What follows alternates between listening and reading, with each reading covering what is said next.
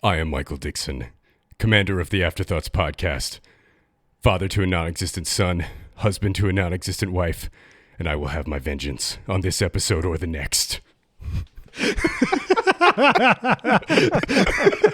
Holy shit.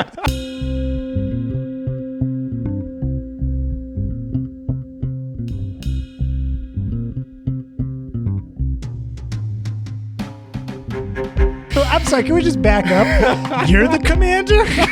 Loyal to the true emperor, Bernie Sanders. Amazing. I am Michael Dixon. This is the Afterthoughts podcast.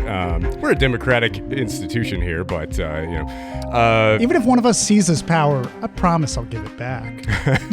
Yes, give it back to the people. With me, as always, our normal crew, Ryan King. How's it going? It is going well. I'm trying to think about what we're gonna say about this. Get myself prepared. I'm working on my whiskey over here. Yeah, good. Yeah, John, how are you doing, John Garcia? I avoided watching this movie for so long, and then I had to watch it for this. And then I accidentally rated it 4 stars on Letterboxd. I had to just edit that back down once I sobered up. It's not as good as I thought it was going to be. John is pouring moonshine this evening as we record this. So. Yes, of course. Good old Roman moonshine. Not fucking around. Might come back up. My eyesight is getting a little bit blurry, but I think I'll be okay for the rest of the episode. But we are talking about 2000's Gladiator. At my signal, unleash hell.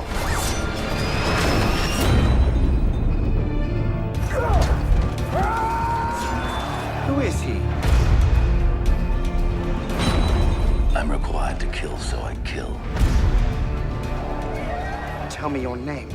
My name is Maximus Decimus Meridius, commander of the armies of the North, loyal servant to the true emperor, Marcus Aurelius, father to a murdered son, husband to a murdered wife, and I will have my vengeance in this life or the next. Win the crowd, and you will win your freedom. Are you not entertained? Today I saw a slave become more powerful than the Emperor of Rome.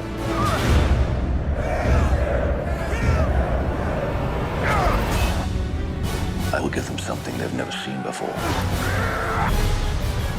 Am I not merciful? What we do in life echoes in eternity.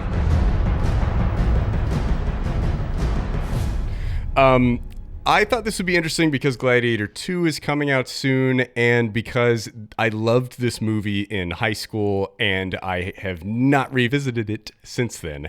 So I thought it'd be interesting to do. I had pitched to John and Ryan several times, like, it would be interesting if we did like a round of movies where we like go back to movies that we liked as teenagers and think they might suck now. Yeah. And I was like, Gladiator or Braveheart, like stuff like that. That'd be interesting to revisit and see if they're good or bad or not. Jesus. I imagine they're not great.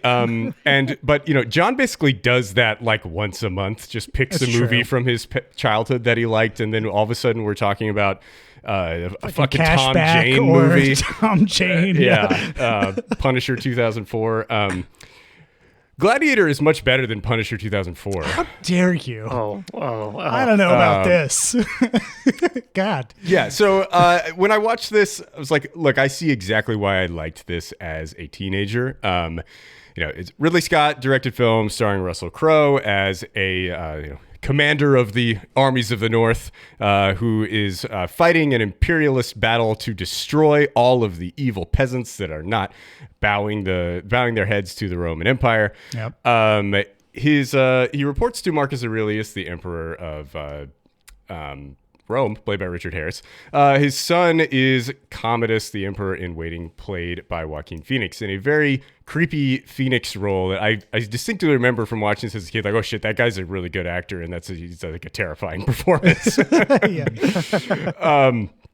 But Marcus Aurelius tells Maximus, played by Russell Crowe, that he is going to give the empire back to the people, and he wants to appoint Maximus as emperor to do this temporarily, to do whatever machinations need to happen to give power back to the Senate and away from the Empire. Why can he not do this himself? I don't know. He has to pass this down to Maximus and make him do it for some reason. But basically, he doesn't want his weird son, Commodus, who wants to fuck his sister, played by Connie Nielsen, to rule the Empire. And, Commodus seems weird and incapable, so that's understandable. Talking about Star Wars suddenly? I'm really confused. There's some overlapping plot points there. But Commodus gets wind of this, kills Marcus Aurelius, becomes emperor in a coup d'etat in the middle of the night, commands his people to go kill Maximus and his family. Maximus escapes, finds his family dead, and then gets picked up by a slave owner and turned into a gladiator.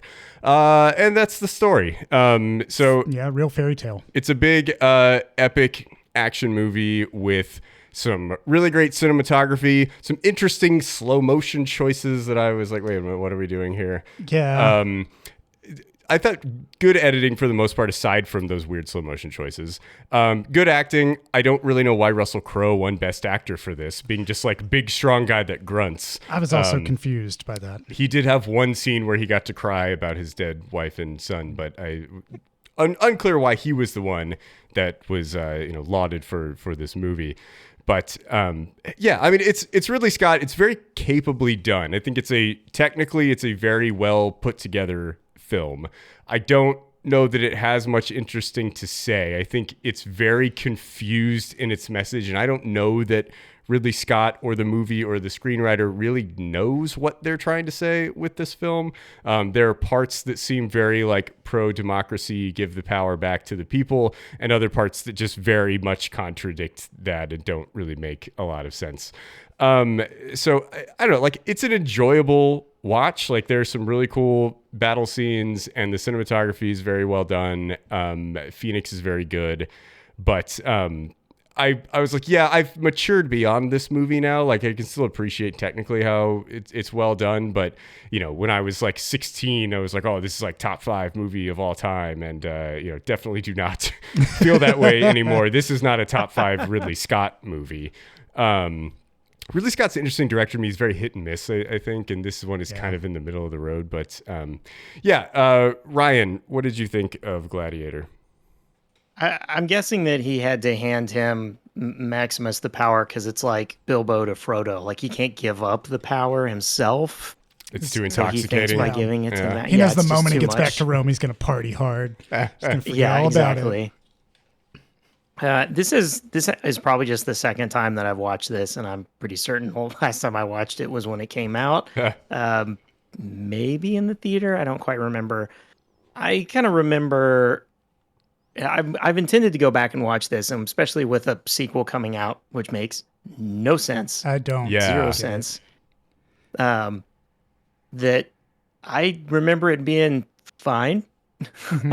And didn't necessarily look like it fondly, and thought at the time that people would kind of eventually get over it, like Braveheart. I think people are over Braveheart, right? I don't know. Yeah. I'm sure. People were pretty quick over The Patriot, but anyway.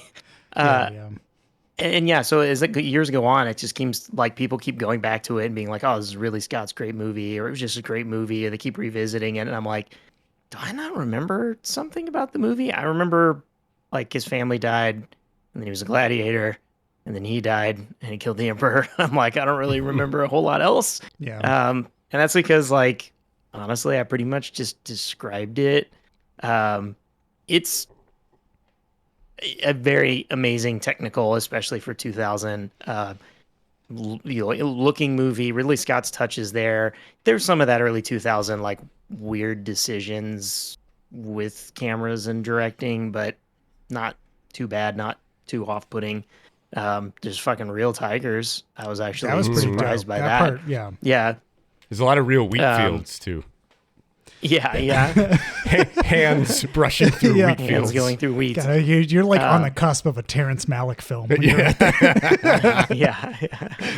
So watching it again, I'm like, it's a solid movie. I do feel like I remember Joaquin Phoenix being good, and this was like probably the first thing I had seen him in. Yeah, I think. And now having seen him, well. having seen him over his career so much and going back and being like, oh yeah, this is great. It's a great role for him, and I can see, what he was doing and what he's learned from this film. But yeah, Russell Crowe's just exactly kind of what I remember. What is it they say in South Park where he's like making music, fighting around the world or whatever, music, like making songs, fighting around the world. Fighting around the world. Yeah, I'm like, this is definitely that Russell Crowe. Like, yeah, right. He like breaks down in one scene. It's good. It's quotable. It's like a good action movie. But I kind of just feel like having gone back and watched Terminator 2 and been like, oh fuck, that's an action movie. Mm-hmm. Like that feels so much better and tighter. This one is a good sort of like the big fight scenes are great for what they are, like, but there's no connection to them other than fight to fight, I guess. I don't know. Yeah. So yeah, there's a little bit of political intrigue that I didn't quite remember, but honestly, it's relatively straightforward. There's no like, I don't know, big twist, Game of Thrones twist or anything to it, political intrigue. It's just sort of like, when will they figure out what the other one is doing, I guess. Yeah. I don't know. We can dig more into it, but John, what was your take? I was very middle of the road when you came back around. Yeah. I was like pretty middle on the road on this. I think I was drinking while I watched it, and that did help certain parts, but I did not like I had always heard things about how this movie kind of came together like really hectically. Like Ridley Scott talked about how the production was a nightmare. Everybody talked about how like, I can't remember if it was like the screenplay script would change certain days or like they'd show constantly, up. And like, supposedly when he showed up to set, he like, I hate this script, and he cut everything down except like 20 pages, and then was like, him and Russell Crowe apparently were like rewriting it as they were filming. And that makes so much sense, because there's a lot of scenes where it feels like Russell Crowe kind of gets to bask in a moment that like wasn't really earned or set up properly. The Colosseum fights, I could tell also the Colosseum, like the CG there, I could tell that was one of those like, whoa, check out how fucking far we've come with our technical abilities. It looks great for 2000. Yes, it absolutely does. And I was like, all right, cool. Like, I'm not going to knock it for that. But when it came to like choreographed combat, the editing just became like Michael Bay or like a Steven Seagal movie for me, where like certain parts just chopped too hard. And I lost a lot of like, what the fuck's going on? And even if I was going to interpret it from like, oh, well, the combat's frantic and the movie wants me to feel that way, it didn't come across to me like that. Like the barbarian fight at the beginning seemed like it'd be really fucking cool. And it had some cool shots in it. I could see what they were trying to do.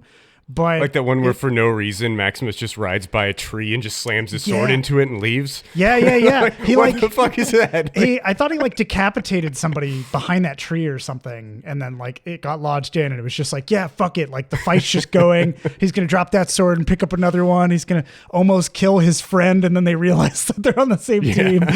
Like those moments were genuinely kind of like scary and confounding, and like I don't know, it brought one of those, it's the battlefield it's trying to bring to you. And seeing the Colosseum fights was kind of the same way. Like when the tigers show up and they have those scenes, it's really fucking good.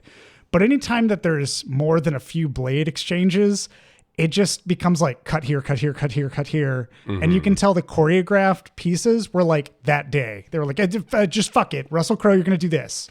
And so that kind of took me a little bit out of it and like put me at kind of arm's length from it.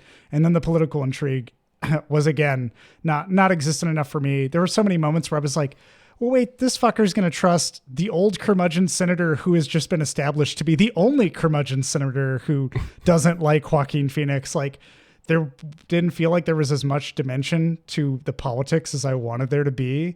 Yeah. And to have like so many telegraphed moments where you're like, and this is when fucking Commodore, whatever the fuck his name is, Commodus, come at us. Come at us is gonna come at them.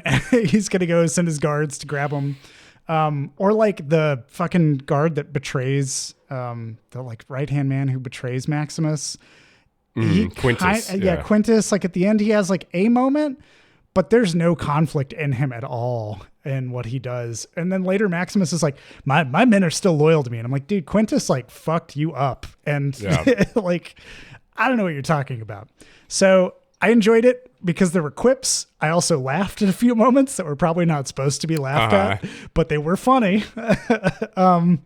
And the score definitely back then I feel like it would have resonated. I would have been like, oh fuck.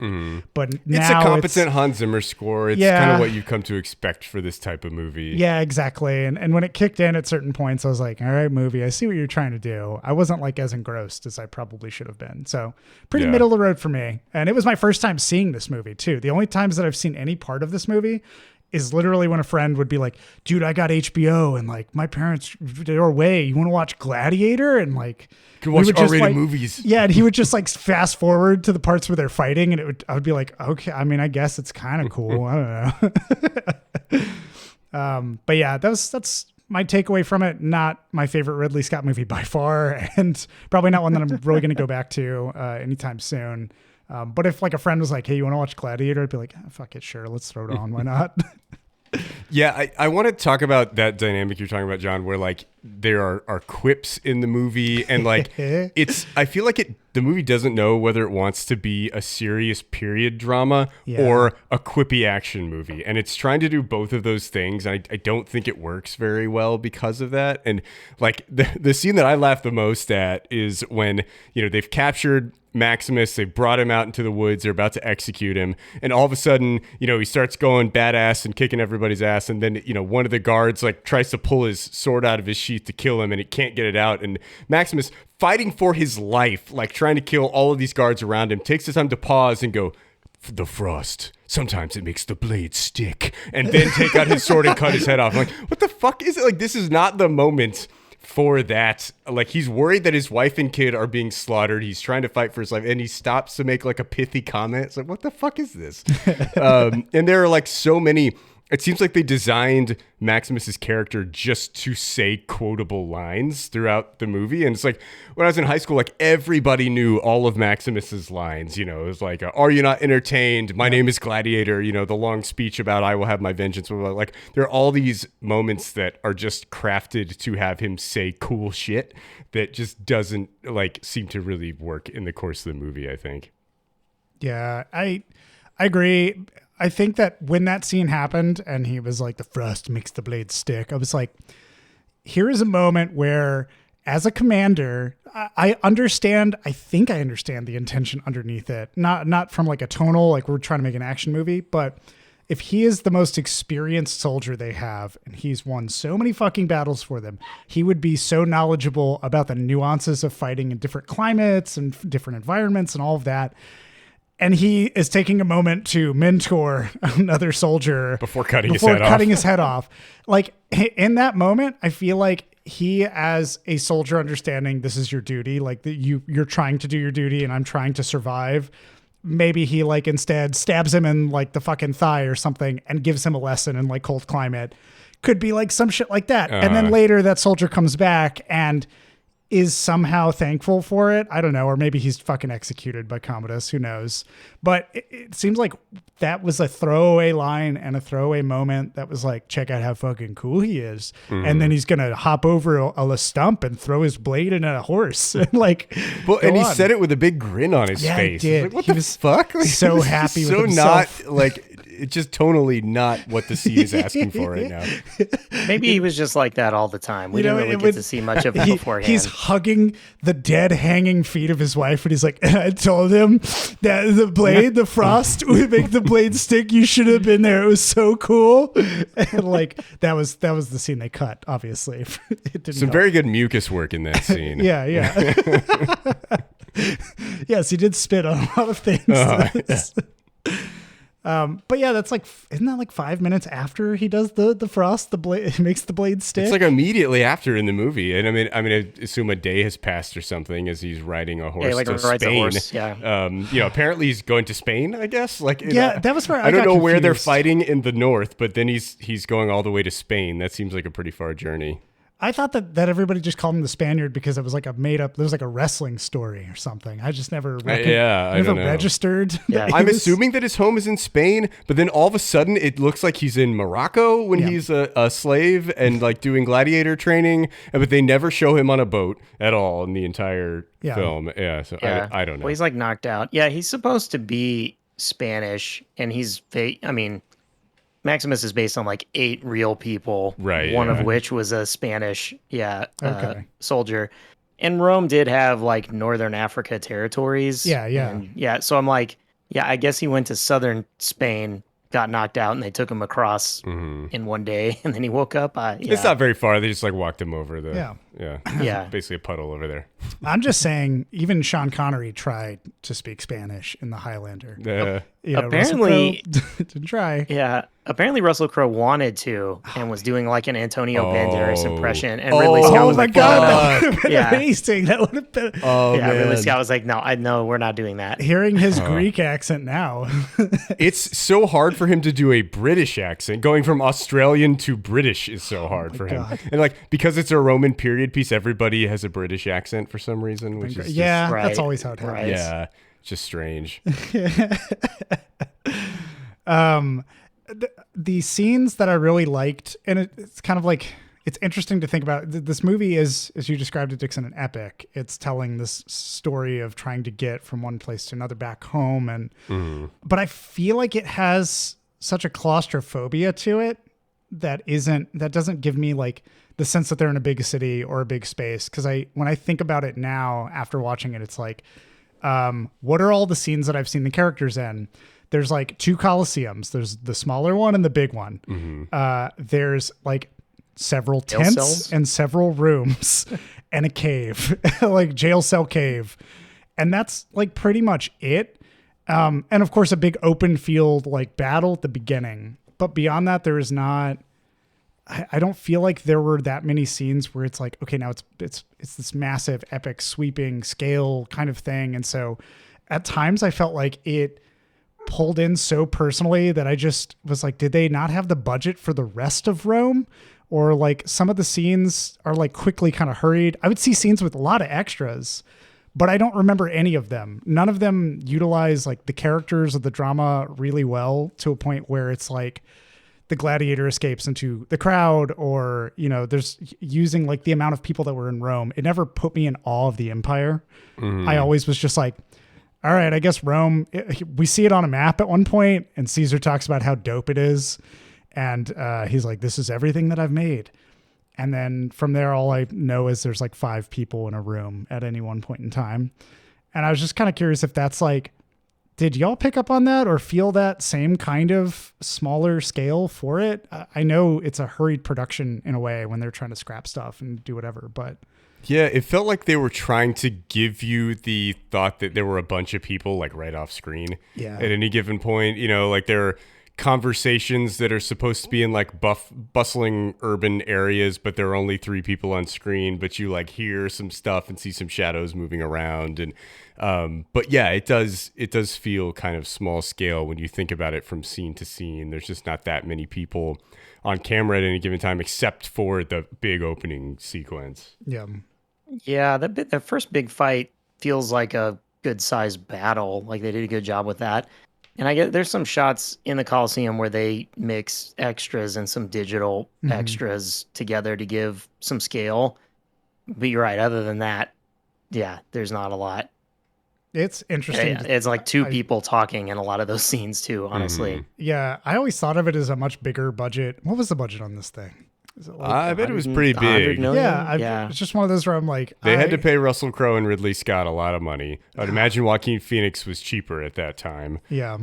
But yeah, I would assume... And there are a lot of extras in that opening scene. Like that's where all the budget went, I think. Which is kind of unfortunate because I forgot the opening scene. After a certain period of time. I'm like, I don't care.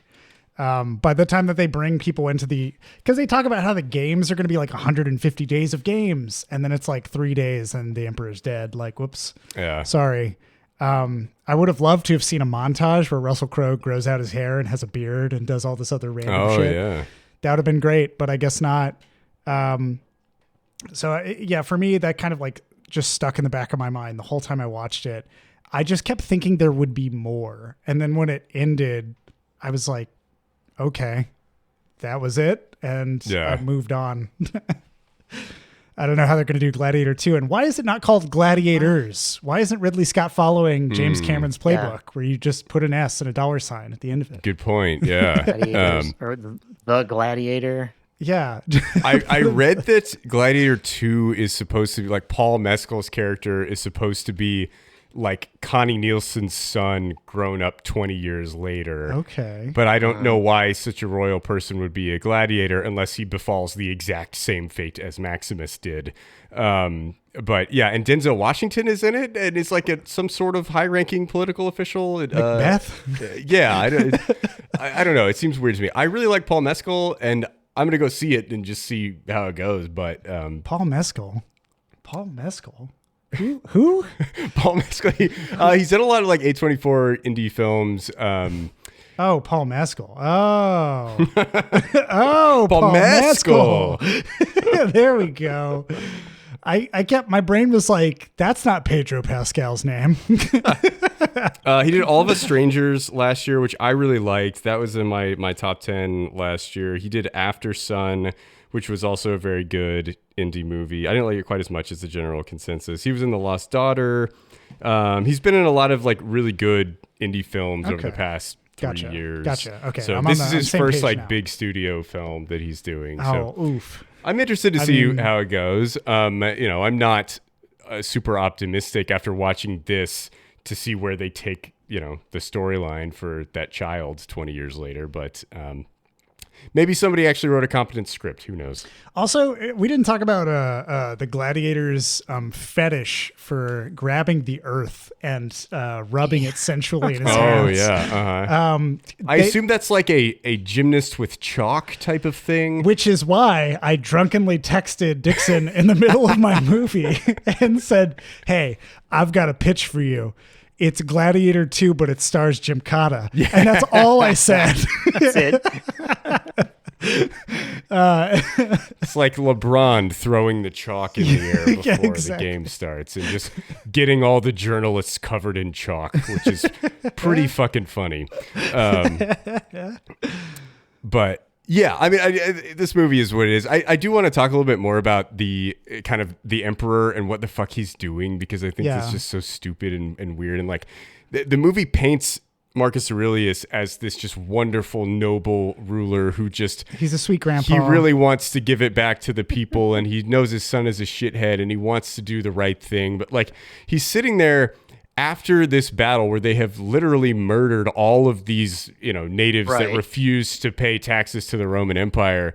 And he's like, was it worth it for the glory of Rome? And I'm like, a little fucking late, dude, for that question. You're like, at the end of your life, you have conquered like the last barbarians on the globe that you could find that will not submit to your evil rule. And now you're like, I don't know, man. Is this thing like even worth doing? What if we just like were more chill and like gave it back to the people? It's like, what the fuck? You can't do that now. Like, you can't. This is not the time. Like, it's just, like, I assume he was just some evil tyrant for his whole life, and then now he's having like regrets on his like, deathbed. Spends the opening 10 minutes cuddled in a blanket on a horse, watching everybody else do the murdering. And like, if he's having these questions, why doesn't he before the battle be like, hey, Russ, maybe let's not slaughter all of these people. Let's just let them be. It'll be fine. And then they're going to be like, but Stephen's the already Roman Empire can end right here. That's fine. They could go do their thing. Like, we can just draw the border right here and go home. It would have been really funny if he did that. This is just me spinning how comedic it could be. He's sitting there bundled up in those blankets, and that body comes riding the horse and fucking falls off headless, and everybody's quiet. And he just goes, maybe it's not such a great idea to be here anymore. Maybe we should call it quits, everybody. let's just go for a beer. And Maximus is painted as this wonderful person who's just this one great Shining loyal beacon. soldier who does whatever the emperor tells him to say and slaughters whatever population groups he's told to remove from the planet. And like, he just wants to see his kids. I just want my kid back. This is the Tom Jane role. This is Punisher 2004. Oh my god! But like, clearly everyone in this movie is evil except maybe Connie Nielsen's character. Like, I don't know that she's who's done just a anything woman caught up evil in the machinations of evil. Just trying not to get fucked by her weird brother. Reasonable motivation. Yeah. But I hate all of the political drama in this and all of the, serious conversations about is it really worth doing for the glory of Rome? You're like, what? No, it's obviously fucking not. Like, this is so stupid. Yeah. Like, I know, it's just so dumb to me. Well, we have like 4 years later, we have 300. Where's fascism on its sleeve? Right, Like, just yeah. very openly, like, check out how cool this shit is. That, like, it really puts Gladiator in perspective in that there wasn't really an idea. It makes the script day-to-day kind of thing way more apparent, because it almost feels like the movie has mood swings. It just goes between, hey, Caesar's like a doddering old man, and you've always been a good son. Why don't you embrace me as a father? And like whatever. And then the next like scene, it'll be like, we need to give the people need their democracy back. And then the scene after that immediately is like, I need to take the power from the people real quick, because I just need that, let me hold on to that real quick, and then I'll give it back after. And it goes back and forth with there's no rumination by any of the characters on like, what the fuck are we even trying to do? There's no Maximus in a jail cell talking to the daughter about, he talks about the great risk she's taking for Rome. Everything's put in the context of the country. Mm-hmm. Never him being like, I don't remember there being a scene, even when he gets the statues of his family back, where he's like, my daughter, like my wife and my son were slain for this country. They spilled blood for this country. Is that blood even worth holding up this country? Like, he never goes through a period of nihilism of not believing in either the Rome that was under an iron fist or the Rome that's democratically led. Like, they could be the same thing. But the movie just doesn't have time to think about that, because the characters have to get to the gladiator scenes and the... Yeah. And Maximus is just like, he just loves whatever Marcus Aurelius says is the right thing, right? It's not, it doesn't matter what ideology comes out of his mouth at any given time. It's just right because it's coming from Marcus Aurelius. And honestly, to me, it feels like, kind of quintessential late 90s America political ideology of like, we've conquered the world and, we're oppressing all these people around the globe. Like, is it worth it for, American greatness? And like, there's that conversation where, Marcus Aurelius is like, is it worth it? And Maximus is like, well, Rome is the light in the world, and we need to spread like that, the light and, whatever bullshit morality they think they have that they're pushing to these savages. It's like very much like where America was in the late 90s, like pre 9/11, where it's like, we've like done all these horrible things, but like, we're cool. Like we're good guys. And, we've done this, and it kind of sucks, but we did it for the right reasons, because we need to spread, the American spirit around the globe. Like that, it kind of felt like that to me. It felt like, Marcus Aurelius is Bill Clinton being like, should I have conquered all these people? Probably. There's like that sequence too where Maximus talks to his servant, Cicero, and he's just like, how do you deal with Scarface? Yeah. He's like, hey, Scarface, how do you deal with this? And Cicero literally is like, you know what? It's just a job. Like, that's basically what he says. It's like, just fucking, you had to do what you had to do. And it is wild that like nobody in the movie seems to have agency that questions or out loud will question. Even Maximus, after he gets betrayed and how fast that betrayal happens, I would think that would shake somebody from even believing in that big of a power structure. Yeah. To just be like, nope. But then he's like, just get my men. My army is loyal enough to me that they can fucking do whatever. Which they don't, right? They like surround him, and he's totally wrong about it. Yeah. They kill Cicero in a way that I laughed at. When the arrows hit his body, it was comedic, which is, I think, an editing mistake, but I don't know. Yeah, I think it suffers from probably script rewrites, because there's like little vestiges of clearly several different movies and plot lines kind of smashed together. At some point, someone wrote a script about the actual transition of power from Marcus Aurelius to Commodus. Yeah. Commodus. Shithead. Yeah. And, even maybe potentially having this like juxtaposition of who is supposedly like the last good ruler and this eventually disliked emperor who was a shithead and fought gladiatorially, but cheated. Like that was one of the things, is that he would go and fight, but they would stab the guys before they went out. And he didn't know that, or they would injure the animals or whatever, give him all the advantages. So that it's like Trump on the golf course. Yeah, basically. Yes, yeah, exactly. Or Kim Jong Un or Kim Jong Il's golf game as well. Yeah, or basketball or whatever that. Justin Bieber playing basketball with all his bros that let him score. Yeah. Oh my god. Yeah. And then there's something interesting potentially to do there, and then there's this Spartacus kind of ripoff storyline that never really is a revolt. The crowd chants his name, and some of the other guys that are in the pits with him are with him, but it's not really sparking a revolt or anything. There's nothing more there.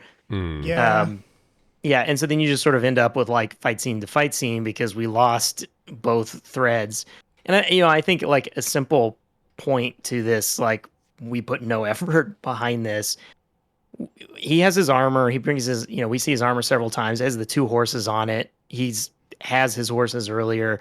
He tells the kid oh, this is the horses' names, but doesn't give them the meaning.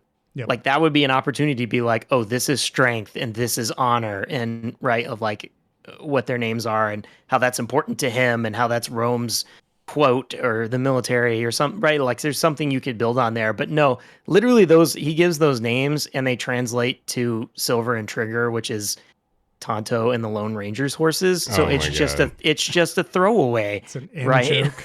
Well, it's also, he got that piece of armor from his owner, right? The guy who bought him, and he was here, just maybe use he's this. bullshitting the kid, I guess, maybe. I don't even, I told you, it's part of his WWE identity. It's his wrestling. The Spaniard from parts unknown.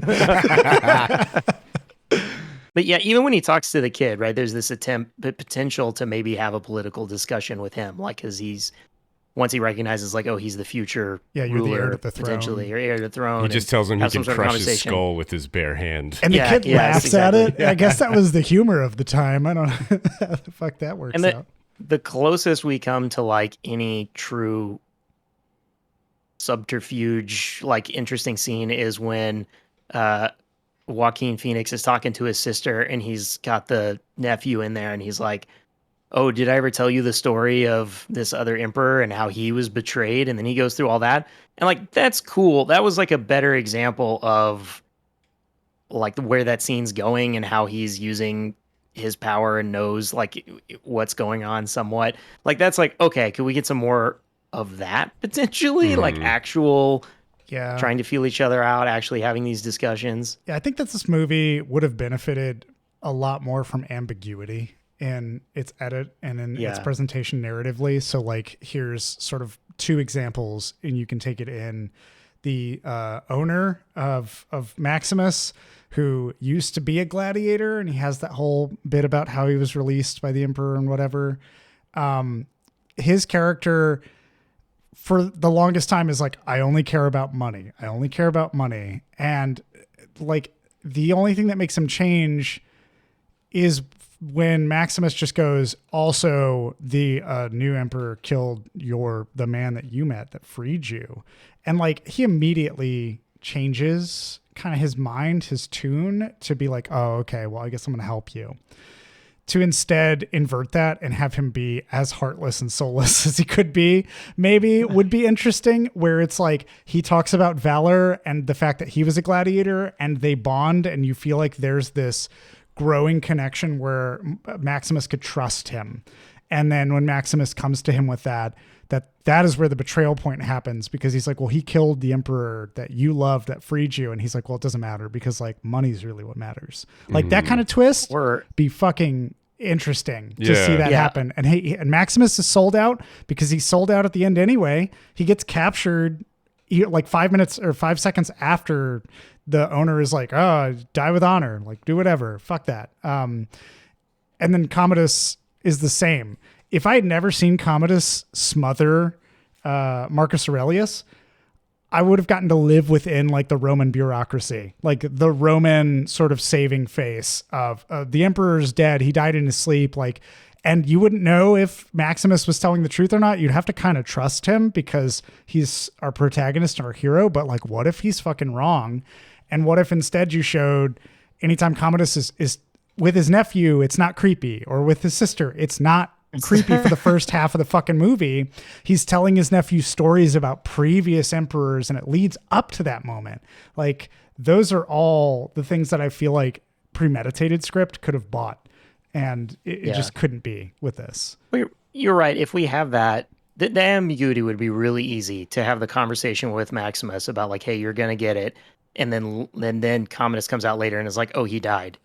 Yep. And I'm now emperor. And Maximus is like, well, no, we had this conversation. And he's like, I don't know what you're talking about. Right. And so you would have that thought in the back of your head about like, oh, did he realize and he killed him, or did he die? Or right. Like, you could open that. He died on the way back to Rome. Yeah.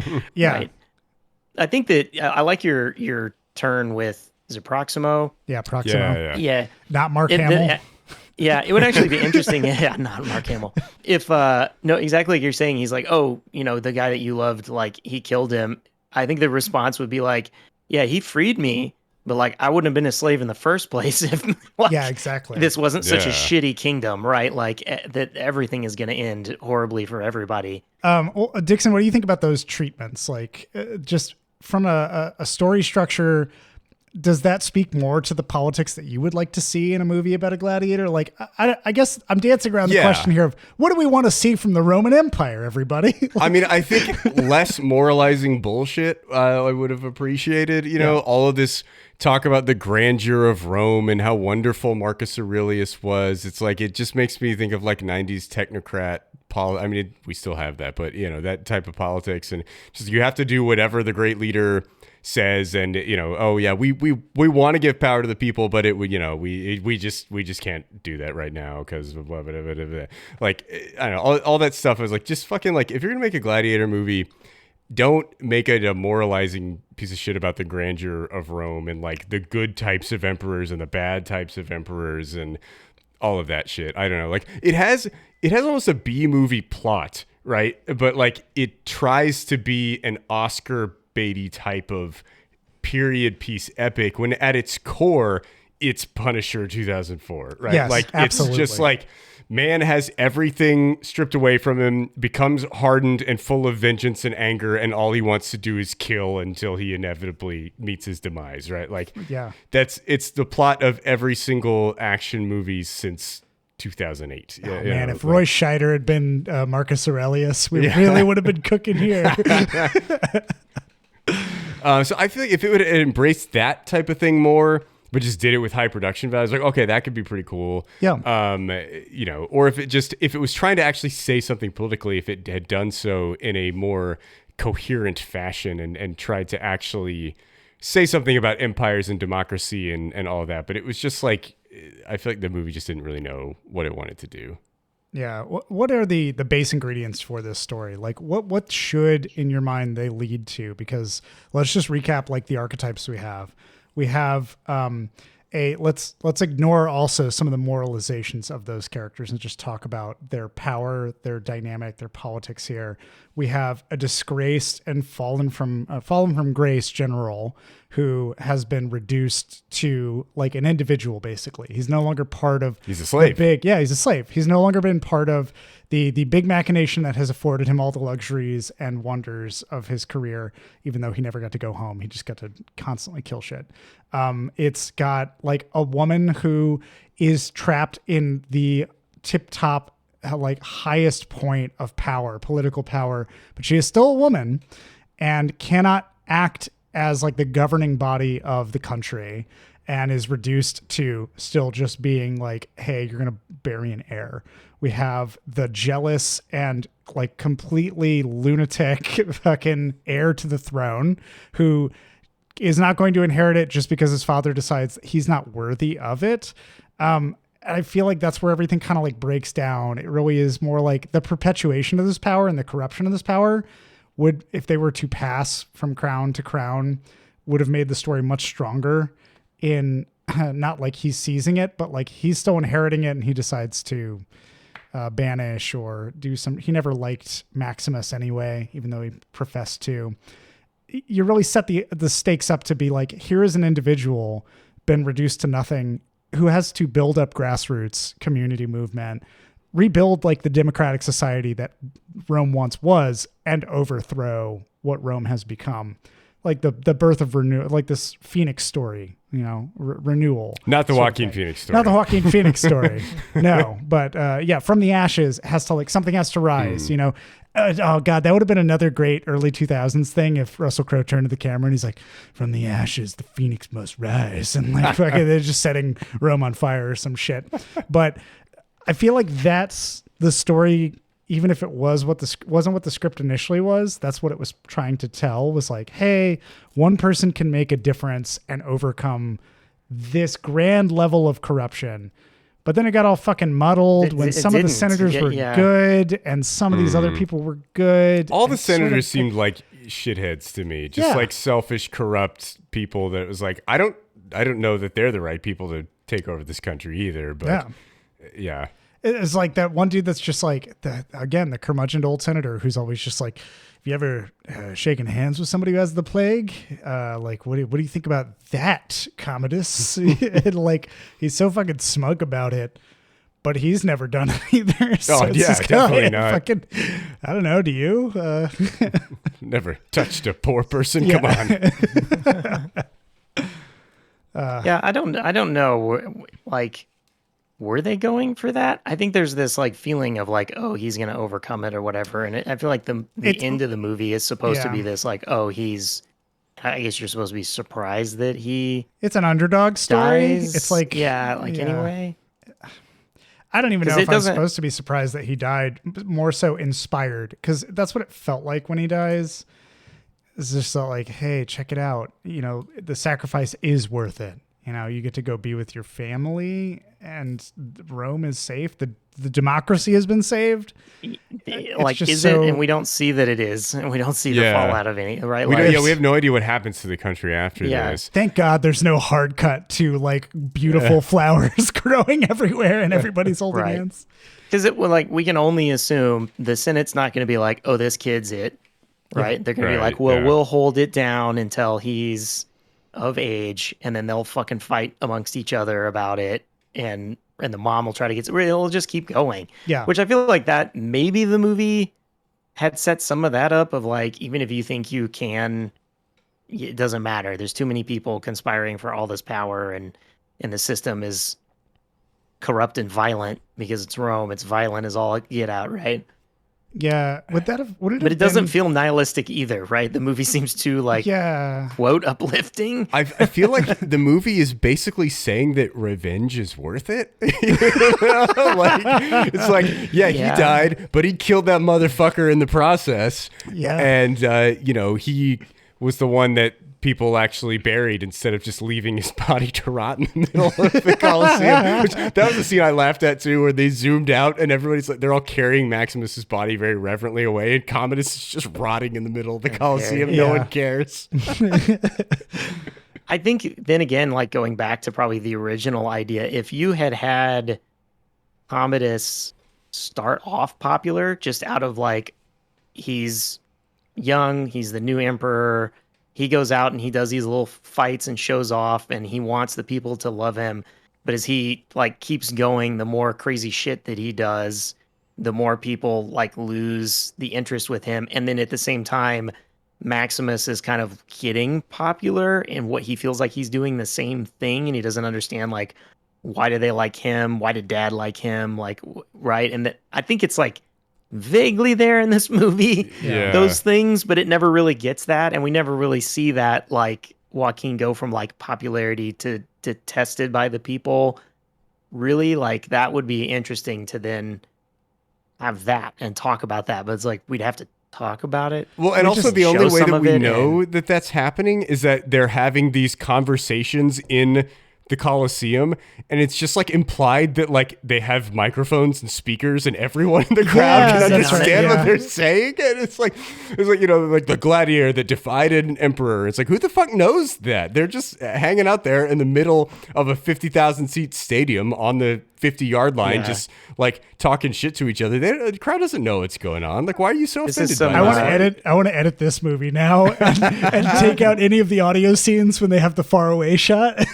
Like, have the audience just be like nothing. What do you think he's saying? You just cut it. People sitting in the crowd, like, what the fuck? Yeah, like that would be the best. No, I guess Commodus is friends with this gladiator. Those two fucking guys from the Water talking Boy to him all the time. just in the audience. Yeah, I said Joe Montana. Yeah. Someone at the top, how do they even know it's the Emperor? They're like, who's that supposed to be? Yeah, like, that was like when are they going to kill each other? when Maximus does like the "Are you not entertained?" It's to like the 12 rows that can hear him, and then everybody that's like a smaller else is stadium. Like, that makes sense. He's shouting, and there aren't that many people there. Yeah, they're in the Colosseum and just talking in like hushed tones, and everyone's supposed to know what's going on. Like, okay. And they all sit there quietly while it happens. Yeah, they're all just like turning their ear to the center of the stadium, trying to listen in.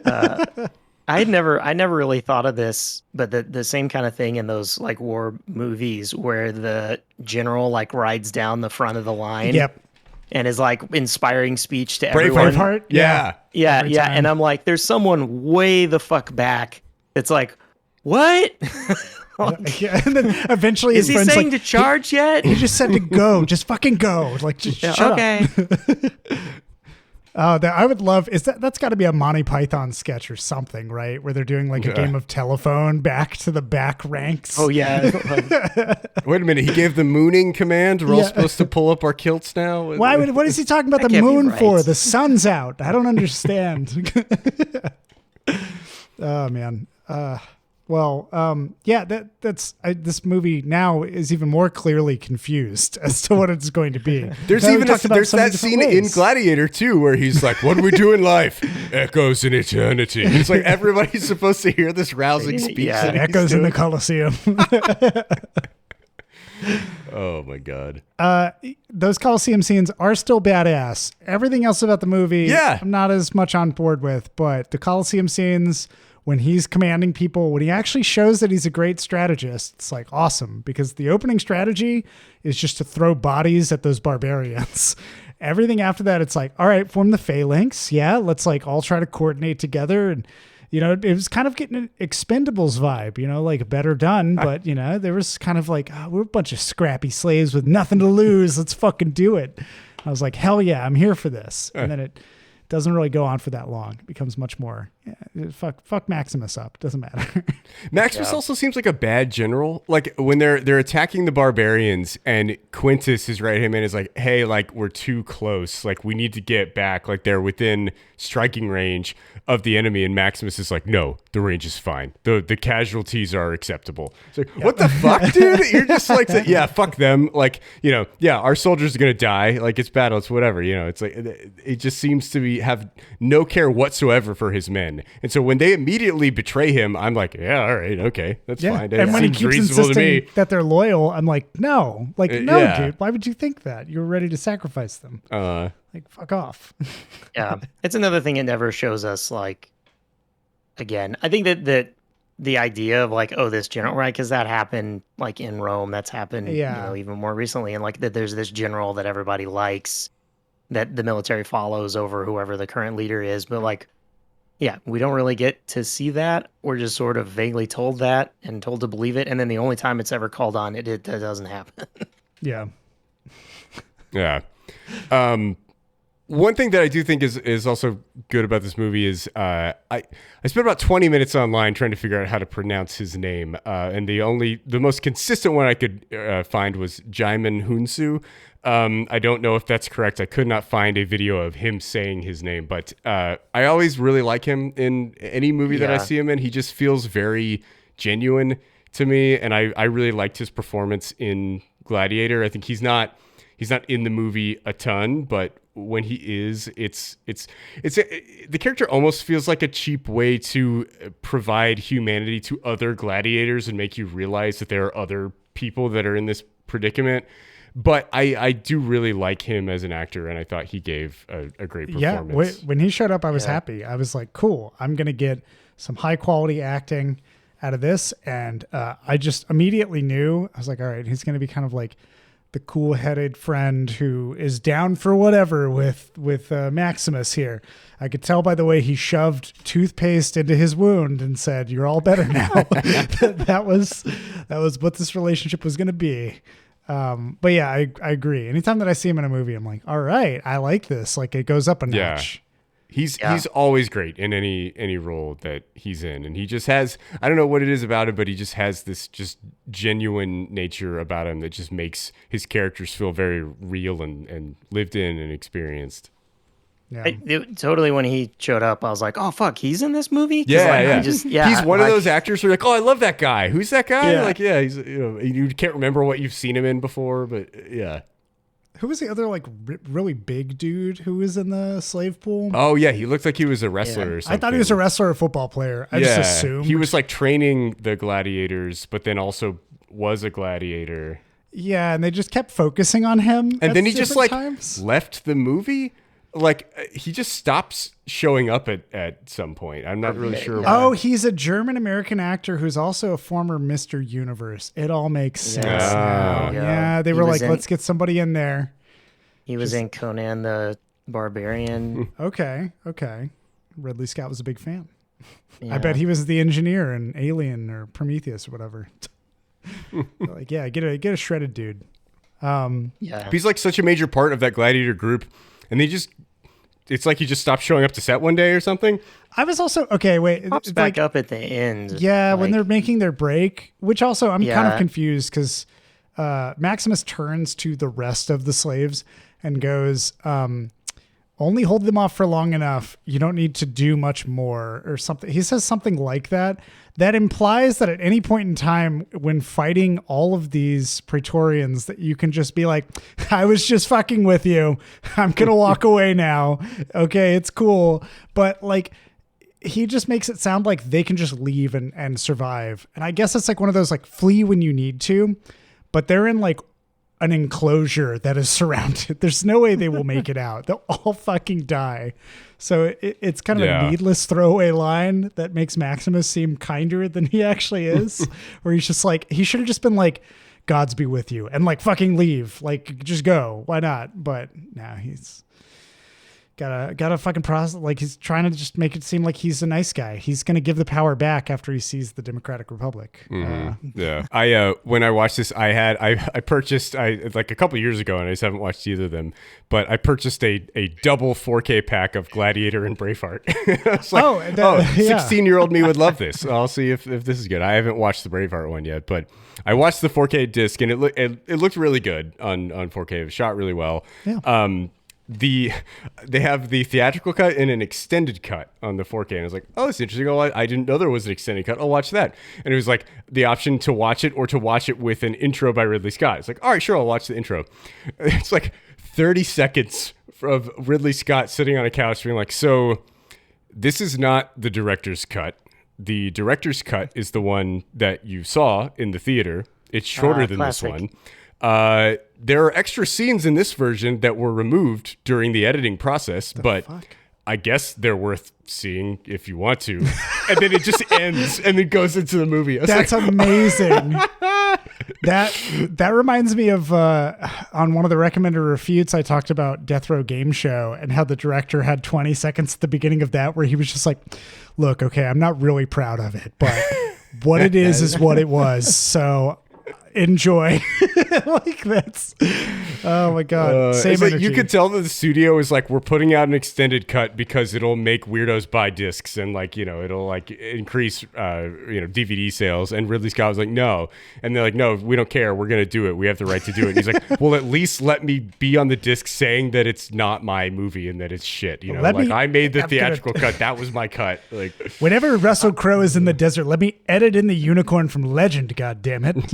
I want to put it in all of my movies. Is that just like it feels like a Ridley Scott thing where they put out another version of a Ridley Scott thing and try to pretend. Yeah. He Like Blade Runner, has there's so like many fucking like cuts. 4 cuts of it at this point, and like yeah. I don't even know which one Ridley Scott approves of, if any of them. I have no idea.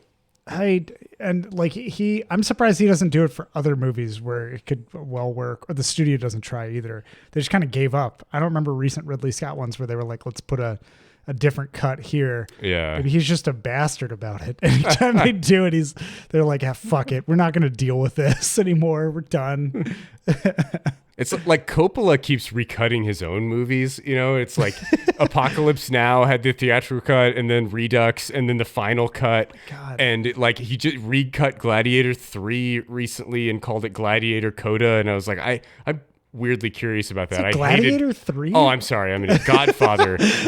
Godfather 3. Godfather Coppola. 3. Francis Ford Coppola. Godfather. Yeah, he recut it, called it Godfather Coda. I was like, it's probably still bad, but I'm intrigued.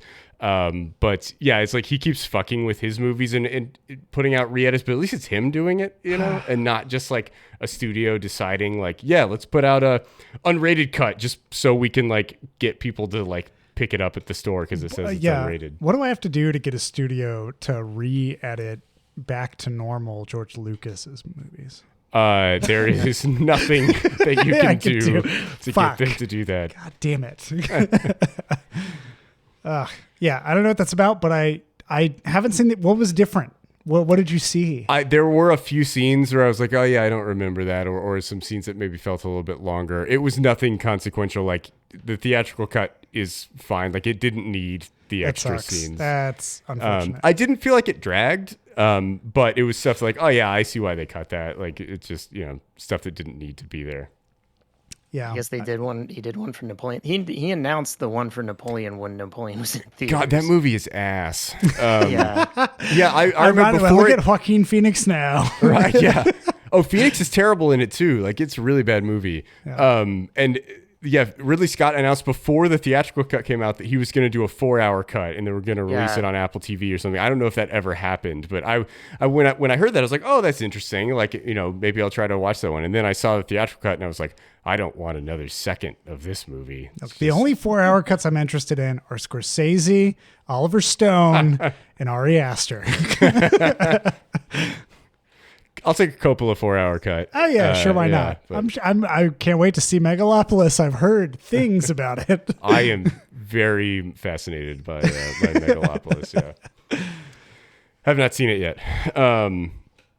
Yeah. Anything else that we're missing here? Any other things that you guys want to add? I feel like we talked about way more about Gladiator than I expected us to. Yeah. There's so many different avenues. true. There's like a multiverse of what Gladiator could have been that we just talked about. Ridley Scott. Let's just talk Ridley Scott broadly. Yeah. I guess. Why not? There are some of his movies I absolutely love. They're like some of my top things, and I do think that Alien is a fucking masterpiece. Yes. Yeah, Alien's amazing. Yeah. God damn. Blade Runner is really great. I like how he puts so much attention to detail into his stuff. And I would honestly, Gladiator, there's a lot of unnecessary detail into the costuming and some of like how he's trying to present. Like it's not your stereotypical Roman stuff. It is a little more realistic. But he kind of, I would say there's so many things that he's hit or miss on though. Yeah. Yeah. Like that I can't like be like, oh, he's great and I love him as a director, because there are so many like poor swings or projects he didn't give a shit about partway through or something. I don't know. Yeah. Bad decisions. Like, there's his integrity has been called into question for me since seeing Alien Romulus, where like he walked out of the screening room and shook Fede Alvarez's hand and was like, I have no notes. And when, I don't know if you've seen that movie yet, Ryan, but when you do get to watch it, he should have had some fucking notes. Okay. Like there's just so many moments. Fine. Yeah, it's fine. It could have been great. But it's hindered by a lot of callbacks and member wins and other bullshit that's like shoehorned in and breaks characters, like actively breaks them in the middle of the movie. So I was like, come on, man, like take pride in what you've established as a franchise, even if you're mad about it. He just seems kind of tired and like, yeah, it seems good. Fuck it. I don't know. He's not like he's not like a factory director. He's not like a Brett Ratner where he'll come in and do the job. He seems to be, he'll take jobs begrudgingly to get the money to do the jobs he wants to do. You know, he's like a much more bitter, one for them, one for you, Scorsese kind of thing. But I feel like it's just so, like, you just don't know going into a Ridley Scott movie whether it's going to be great or whether it's going to suck. And even recently, like, I loved The Last Duel. Did either of you guys see that? No, I did not. Like, incredible film. Basically like a kind of a retelling of Rashomon in a different setting. Super well done, like a medieval setting. Best thing Ben Affleck has maybe ever done. Like really great Adam Driver performance. Matt Damon's very good. Jodie Comer like really steals the show. She's incredible in it. But it's kind of like a retelling of a story from different perspectives.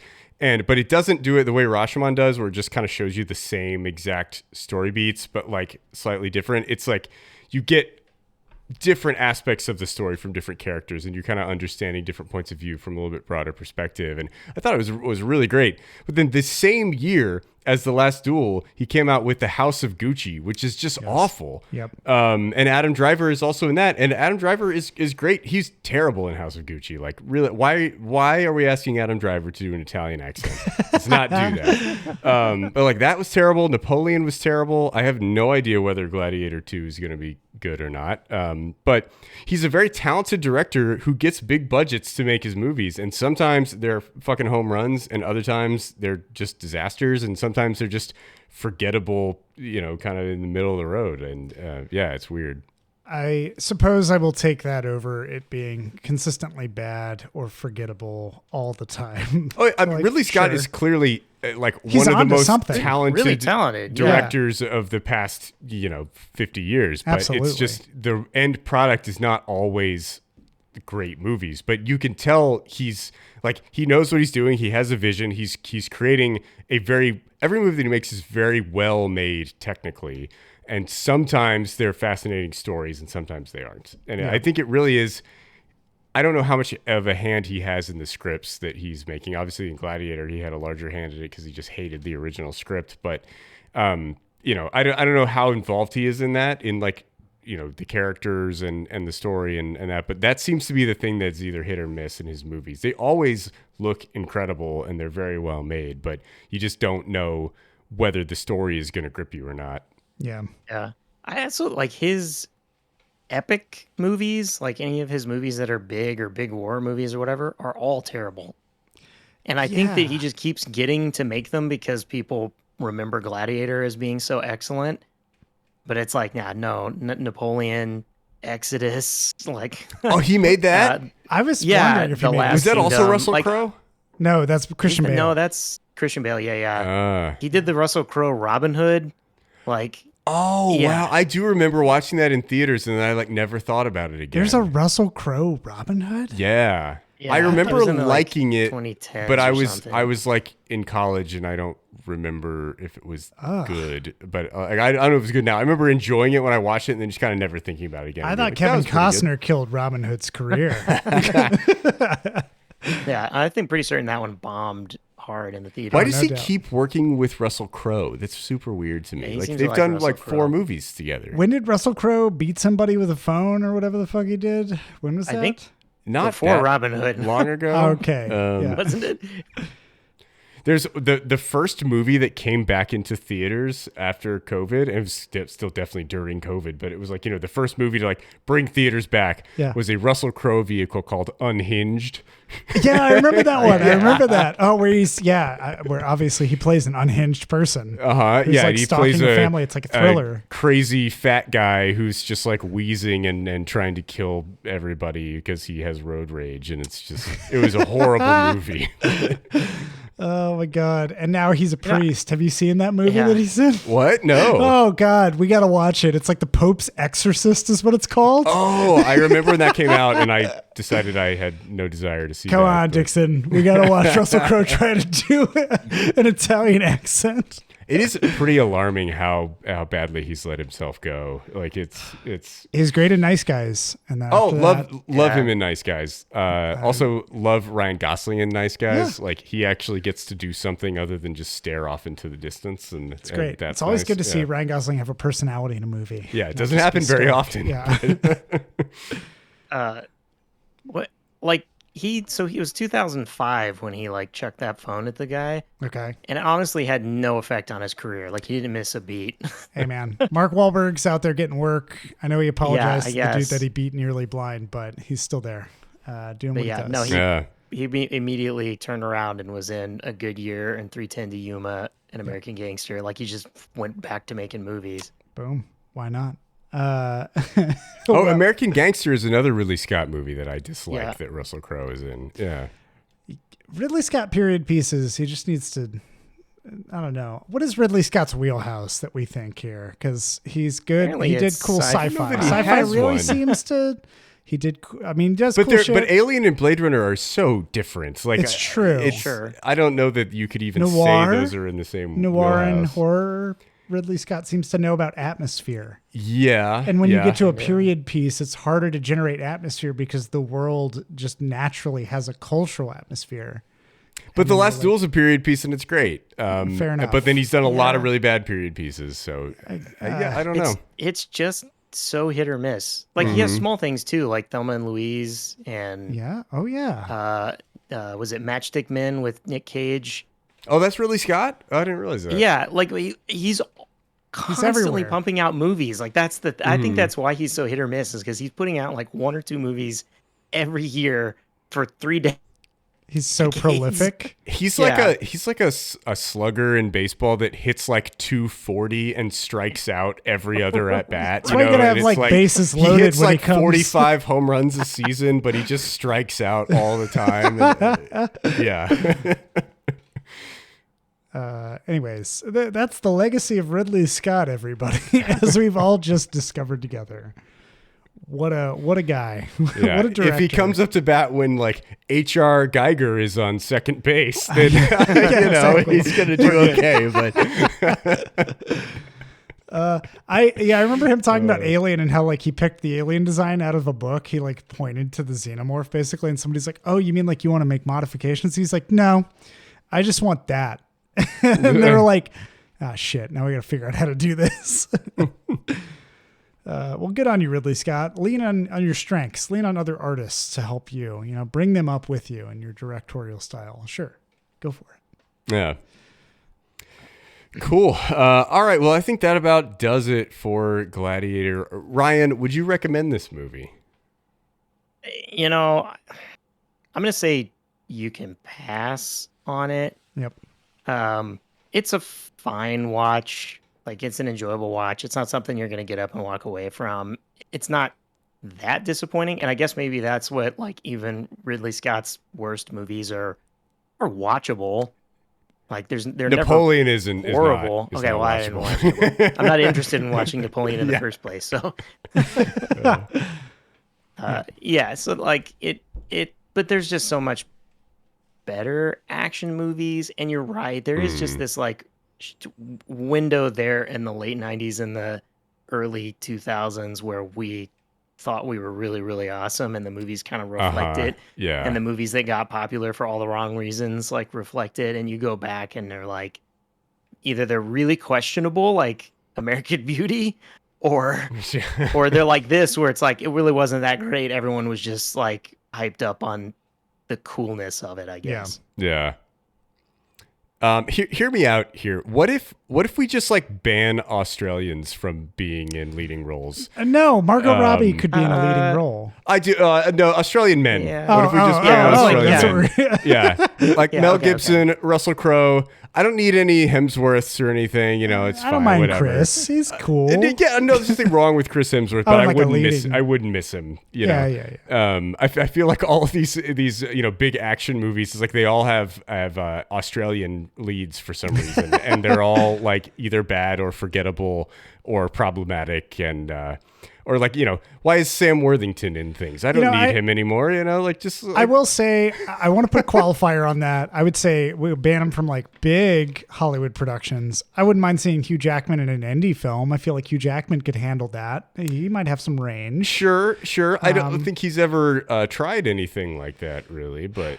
Yeah, but I can see it in him. I know it's actually there. He made a movie called Bad Education a couple years ago where he played like a corrupt, like it was a principal at like a high school or like a college or dean at a college or something. But he was pretty good in that. Okay. Yeah. So, I mean, there's like some exceptions I feel like could be to this rule, but I'm leaning towards it. I feel like Australia just has a leading man factory where they're just like pump out buff weirdos that star in all of our movies, and it's like, what are we doing here? Like, what if we didn't have Mel Gibson or Russell Crowe or any of these weird people? I would say I think that decision is one of those that's going to come back to bite you, Dixon, because somebody out there in Australia could be the next Steven Seagal, and then you would never have their movies to enjoy. Well, Steven Seagal is not Australian. No, not at all. But they could be the next Australian Steven Seagal in ego and in presence. And it could be really fun to see. It's possible, but I feel like we don't like those weird action movies. It's like Van Damme or Seagal or Stallone, where it's like, oh, this guy's so fucking weird, I have to watch the movie. Yeah, exactly. But like the Australian action stars are all so bland. Like there's just nothing. That's what I'm saying. They need really, to step up and be pulls you in, the next Glimmer Man. Yeah, I mean, if they had some, you would think Australia would be able to produce some weirdos, but like not in the action movie pipeline. It's not happening. You hear that, Australia? It's funny calling it out. Yeah, it's funny calling it out because I'm like, wow, they've really produced really great female actors. Yep. Tony Collette is Australian. Tony Collette, right? Yeah. Margot Robbie, she's really great. Kate Blanchett. Fantastic. Yeah, Naomi Kate Blanchett, Watts lived in Australia for most of her life. Like, they pumped out some really great female actresses. Yeah, and some probably got pushed a little too hard. Like they're decent and they've had good stuff, but they got pushed too hard. Yeah. Does that extend to New Zealand, or do we not know enough New Zealand actors? Are there any people in New Zealand? Off of my head. I know that Zoe. Oh God, what's her name?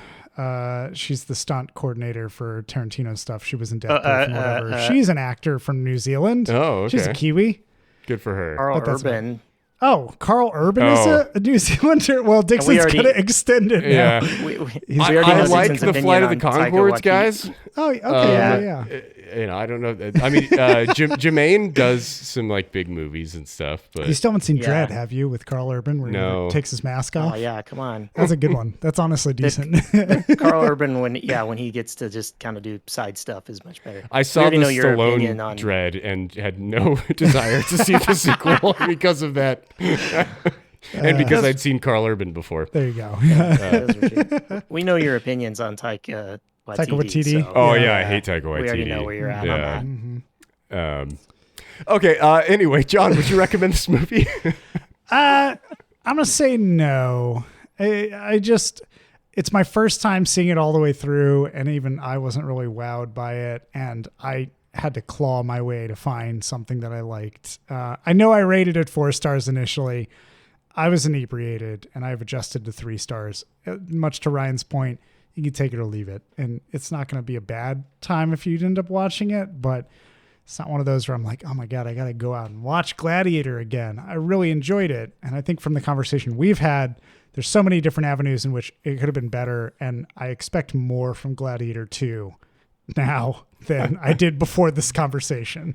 At least it has a better lead actor in it. True. I'm interested to see what Paul Mescal does. And I don't know if Washington is supposed to be like some sort of Emperor Commodus type of role. Like Phoenix is great and so is Denzel. But I don't know. It'll be interesting to see what happens with it. But I'm just going to go in assuming it's going to be fine and be pleasantly surprised if it's better than that. I will lower my bar, which is already low. I would recommend this as far as just like kind of like you said, Ryan. Like I enjoyed watching it. It's an enjoyable watch. There were definitely things where I was like, well, that's stupid. That doesn't make any sense. Like that's unintentionally funny. But like it's a really well made film. The action sequences are good, and like I had a good time watching it. If you're looking for like, hey, this would be an action movie that I would not hate, like it's something that you can watch and have a good time with. It's not like if you go into it thinking like, oh, this is a 5-time Academy Award winning film. Right. Like this is, the fucking thing won 5 Oscars. It's not that level of film. I mean, I guess it is because typically films that win 5 Oscars are not necessarily that great, but it's not this wonderful masterwork of cinema that you might expect it to be given the reputation and the awards that it's gotten. But I did have a good time watching it. I think the cinematography is good. There are some editing sequences that I did really like when he kind of passes out and gets captured by the slave trader. Like there's this really cool 60-second editing sequence where they do a bunch of coming in and out of consciousness and passing over different landscapes and stuff that I thought was really well done. There's aspects of it that are very impressive. Those kind of reminded me of an Aronofsky scene. Yeah. Who also works with Russell Crowe sometimes. Hey, there you go. Noah. Yeah. Uh-huh. But okay, cool. So I guess Ryan, you're giving this a recommend? No, it's like a pass. Okay, so two refutes and 1 recommend for Gladiator. I feel like you're alone in the middle of the Colosseum, Dixon. Yes. I'm sorry. Are you not entertained? But I feel like we're all actually pretty close on this. It's falling on different sides of the fence, but pretty close to the fence. Yep. So, yeah. All right. I think that's going to bring us to a close. I have been your host, Michael Dixon. With me, as always, Ryan King. Preemptively apologize for Australia that Russell Crowe was actually born in New Zealand. Oh! But he did grow up eventually. He moved there and started acting in Australia. Whoops. Tomato. That speaks to Australia's acting institutions. And... John Garcia. Dixon, didn't you have something to close us out? What was it? Are you not entertained by our bullshit? There we go.